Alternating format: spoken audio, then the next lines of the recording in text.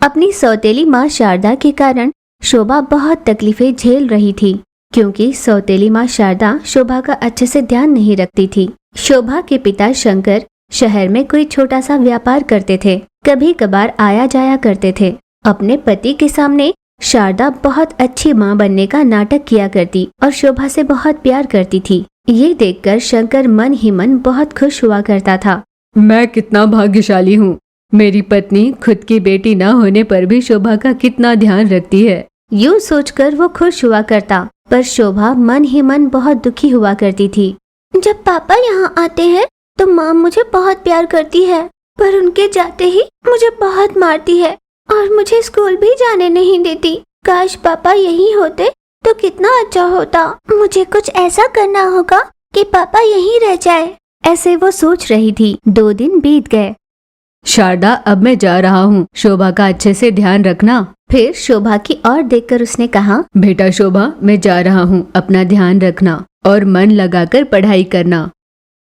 पापा आप यहीं रह जाइए ना, पापा मत जाइए ना। शोभा रोते हुए कहने लगी। फिर भी शोभा ने बहुत कोशिश की कि पापा घर पर रुक जाए, पर वो नहीं रुका। पिता के जाते ही सौतेली माँ शारदा ने उससे कहा, अरे ओ शोभा, भला तू क्यों पापा को यहाँ रोकना चाहती थी? तू ऐसे नहीं सुधरेगी। ऐसा कहकर मनमानी एक लकड़ी लिए शोभा को मारे जा रही थी।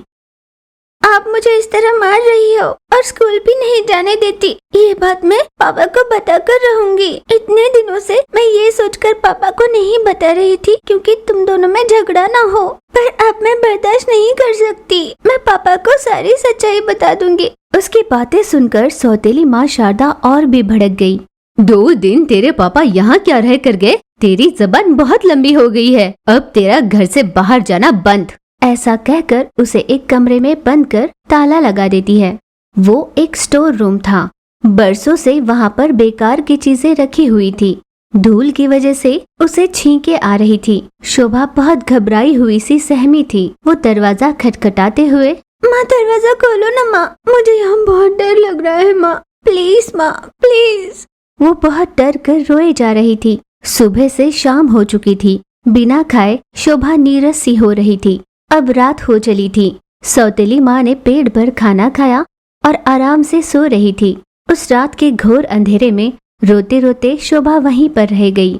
अचानक वो कमरा रोशनी से भर गया। शोभा की समझ में नहीं आ रहा था कि वहाँ क्या हुआ।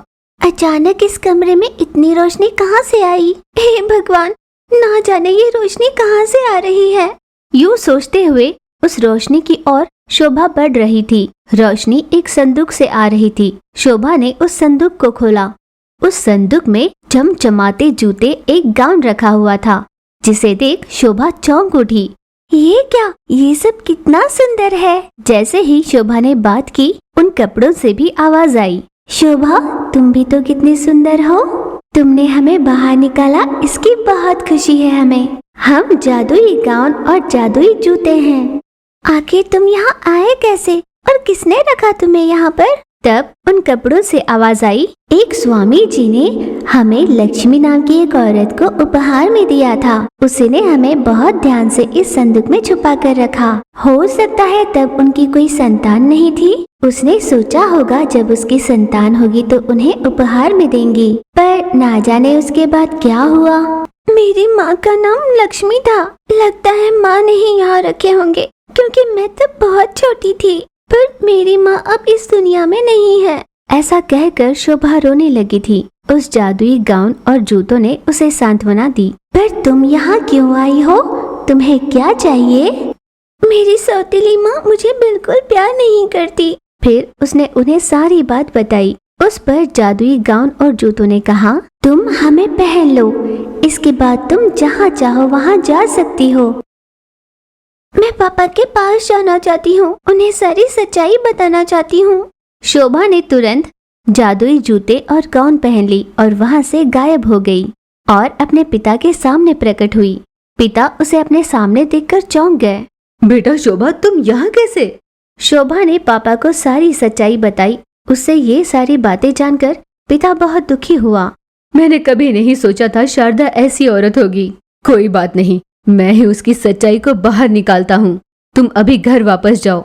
शोभा ने हामी भरी और वहां से गायब होकर उस अंधेरे कमरे में चली गई। कुछ 1 घंटे के बीतने के बाद पिता घर आए, ऐसे जैसे वो कुछ न जानते हो। अचानक अपने पति को देखकर पत्नी ने कहा, आप यहाँ इतनी जल्दी वापस कैसे आ गए? आपने मुझे बताया भी नहीं। वो दरअसल बात यह है कि मुझे शोभा को देखने का मन हो रहा था। बेटा शोभा, कहाँ हो तुम? शोभा! ऐसे उसे आवाज लगाने लगा। शारदा बहुत घबरा गई। शोभा घर पर नहीं है, मैं अभी उसे स्कूल छोड़कर आई हूँ। उसे लौटने में शाम हो जाएगी। हे भगवान, ये मैं कहाँ फंस गई? इनको अभी आना था। मैं कुछ ही देर पहले उसे बाहर निकालने वाली थी। थोड़ा देर आ जाते तो काम हो जाता। वो यूं सोच रही थी कि शंकर चलता हुआ स्टोर रूम के पास पहुंचा। शारदा के हाथ पैर कांपने लगे। बेटा शोभा! शंकर ने उसे आवाज दी। पापा, दरवाजा खोलिए ना पापा। ये देखकर शारदा डर के मारे पानी पानी हो गई। शंकर ने शोभा को बाहर निकाला। उसके कपड़े और जूतों को देखकर सौतेली माँ शारदा चौंक गई। तब शंकर ने अपनी पत्नी शारदा की ओर देखकर कहा, मैं नहीं जानता था कि इतने दिनों से तुम प्यार का ढोंग कर रही थी इसके साथ। मैंने कभी नहीं सोचा था कि तुम मेरी बेटी को ऐसे सताओगी। देखिए, मुझे माफ कर दीजिए। पर शंकर ने उसे माफ नहीं किया और शोभा को लिए वहां से चला गया। शारदा ने बहुत विनती की पर शंकर नहीं माना। जिस दिन मुझे सच में ये लगा कि तुम बदल गई हो, तब मैं तुम्हें अपनी जिंदगी में वापस लूंगा। ऐसा कहकर शंकर वहां से चला गया। रात के 12 बजे का समय था। गांव के सभी लोग जब सो रहे थे, तब 3 चोर कृष्णापुर नाम के गांव आए और वहां पर लोगों के घर में रखा हुआ सोना धन लेकर पोटली में बांधकर वहां से भाग निकले। चुराए हुए धन को उन्होंने अंडरग्राउंड में छुपा रखा। तीनों ये देखने के लिए कि किसने कितना चुराया है, अपने अपने पोटलियों को खोलने लगे। उनमें से एक पोटली में एक लड़की निकली। लड़की को देखकर तीनों हैरान हो गए। लड़की, कौन हो तुम? यहाँ कैसे आई? उस पर लड़की ने रोते हुए कहा, मैं कृष्णापुर की रहने वाली हूँ। मेरी सौतेली माँ मुझे बहुत सताया करती थी। मुझे मारने के लिए उसने मुझे एक पोटली में बंद कर रखा था। आप मुझे यहाँ लेकर आए, मेरी जान बचाई। यूं वो रोने लगी। वो तीनों चोर देखकर भी बहुत तंग रह गए। एक औरत होकर भी एक बच्चे को कैसे मारना चाहती थी वो? छह! ऐसा सोचकर वो भी उसकी बुराई कर रहे थे। बेटा, तुम चिंता मत करो। बताओ तुम्हारे पिता कहाँ हैं? हम तुम्हें वहाँ छोड़ देंगे। अगर मेरे पापा जिंदा होते तो मैं इतना कुछ क्यों सहती? मेरे सौतेली माँ के इतने प्रताड़ित करने पर भी क्यों रहती? ऐसा कहकर जोर जोर से रोने लगी। चुप हो जाओ बेटा, चुप हो जाओ। अब से तुम भी यहाँ रह सकती हो। तुम्हें कोई तकलीफ नहीं होगी। उनकी बात सुनकर लड़की बहुत खुश हुई। वो लड़की थोड़ा भीतर चली गई तो देखा कि दीवार भरकर नोट थे। ये देखकर लड़की चौंक गई और उसने पूछा, क्या ये सब सच के पैसे हैं? तब उन चोरों ने हाँ में जवाब दिया। ये सब पैसे ही हैं, कई लोगों के चुराए हैं हमने। लड़के ये बात जानकर जोर से हंसने लगी। बेटा, तुम हंस क्यों रही हो? यूं आश्चर्य से उस चोर ने पूछा। तब लड़की ने कहा, आप किसी और की खुशियों को चुरा रहे हो, पर आप भी तो खुश नहीं हो ना? हर समय पुलिस को पता चलने का डर, किसी और को पता चलने का डर, छुपने का डर, यही है ना? आपने एक पल भी शांति से जिया है? आपकी वजह से आपको तो क्या, आपके परिवार को भी खुशी नहीं। इतना सारा हासिल करके भी क्या फायदा? कल के दिन आपको जब पुलिस पकड़ेगी तो आपके परिवार का क्या होगा? आपने सोचा है? सोचो, उनका क्या होगा? आपके बिना आपके बच्चों का क्या होगा? बिना पिता के जीवन कैसे होता है मैं जानती हूँ। जितनी तकलीफें मैं झेल रही हूँ मैं अच्छे से जानती हूँ। उस लड़की की ऐसे बातें सुनकर दोनों चोरों को बहुत बुरा लग रहा था, पर उनमें से तीसरे ने कहा, खाली घड़ा बाजे घना। तुम यहाँ हमें सीख देने आई हो? अरे ओ लड़की, तुम यहाँ कुछ दिनों के लिए हो। चुपचाप अपनी मर्यादा में रहो। हमें बदलने की कोशिश मत करना। इतने में दूसरे चोर ने कहा, मुझे लगता है ये लड़की सही कह रही है। हम लोगों ने बहुत बड़ी गलती की है। लोगों का पैसा लौटा देते हैं, दो चोर तो इस बात के लिए मान गए थे, पर तीसरा इस पर नहीं मान रहा था। देखो, तुम दोनों को जो करना है करो, लेकिन मैं अपने पैसे लेकर जा रहा हूँ। कई बार समझाने पर भी वो नहीं माना और अपने पैसे लिए वहां से चला गया। बाकी दो चोरों ने उसे समझाने की बहुत कोशिश की। उन लोगों में हाथापाई भी शुरू हुई। लड़की उन लोगों को झगड़ते हुए देख घबरा गई। नहीं, इस तरह पिटाई मत करो, रुक जाओ, रुक जाओ। इस तरह उन लोगों को रोकने की कोशिश कर रही थी, पर वो उसे अनसुना कर लड़ाई जारी रख रहे थे। उन दोनों की लड़ाई इतनी ज्यादा बढ़ गई कि दोनों ने एक दूसरे को मार ही डाला। तब तीसरे ने कहा, ये क्या हुआ? हमने सोचा कुछ था और हो गया कुछ और। वो भी दुखी होकर रोने लगा। अंकल, मैंने नहीं सोचा था कि ऐसा कुछ होगा। बेटा, हम इन पैसों को उन्हें लौटा देंगे। लड़की ने हामी भरी। फिर उन दोनों ने मिलकर पैसे गांव में बांटने शुरू कर दिए। सभी लोग बहुत खुश होते हुए पैसों को ले रहे थे। उसने गांव-गांव घूमकर जिसके जितने लौटाने थे उतने लौटा दिए।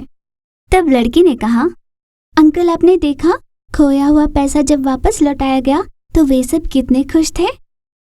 हाँ बेटा। ऐसे ही कुछ दिन बीते।